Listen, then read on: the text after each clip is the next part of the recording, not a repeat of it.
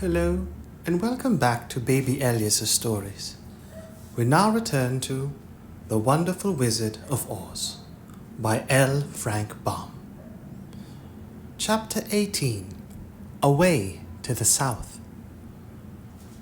Dorothy wept bitterly at the passing of her hope to get home to Kansas again.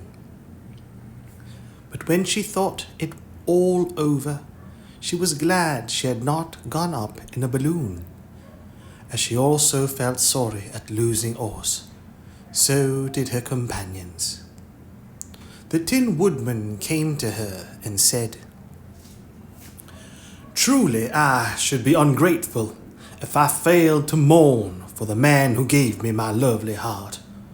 I should like to cry a little because Oz is gone. If you will kindly wipe away my tears, so that I shall not rust." "With pleasure," she answered, and brought a towel at once.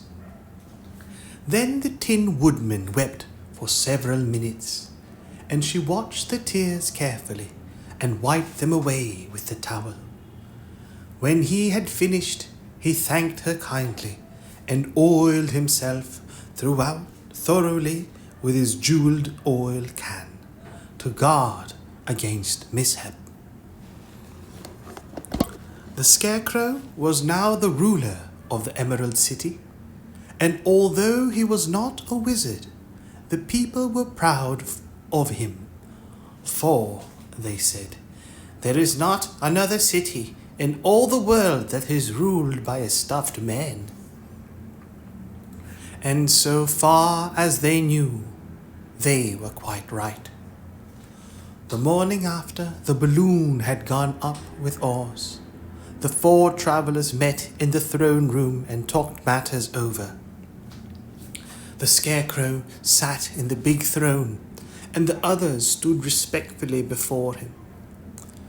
"We are not so unlucky," said the new ruler, for this palace and Emerald City belong to us, and we can do just as we please.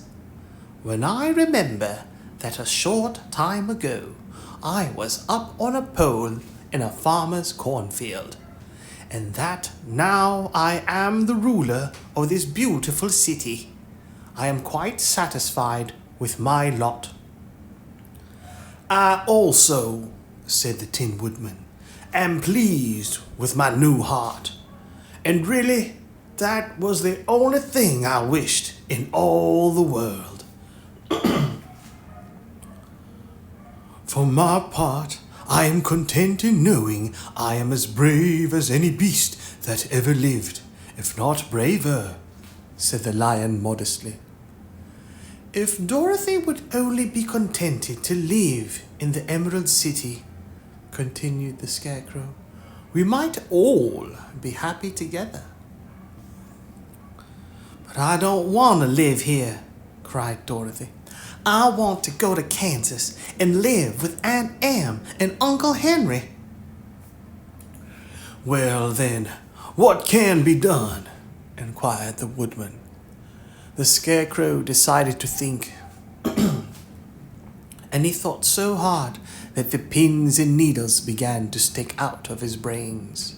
Finally, he said, "Why not call the winged monkeys and ask them to carry you over the desert?" "I never thought of that," said Dorothy joyfully. "It's just the thing. I'll go at once for the golden cap."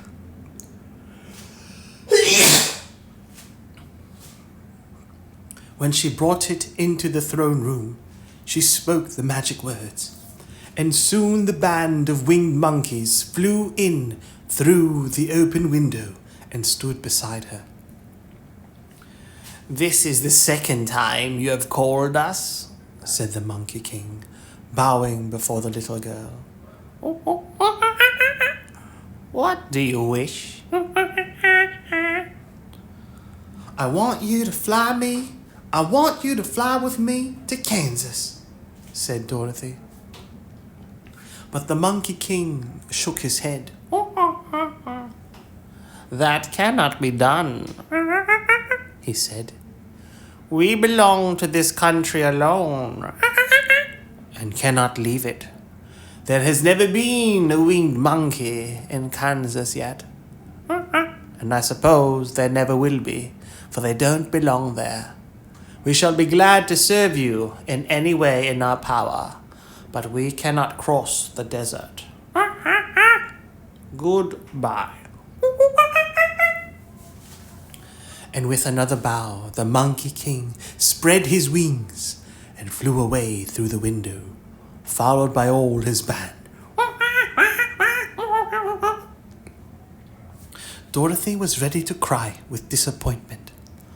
"I have wasted the charm of the golden cap to no purpose," she said, "for the winged monkeys cannot help me." "It is certainly too bad," said the tender-hearted woodman.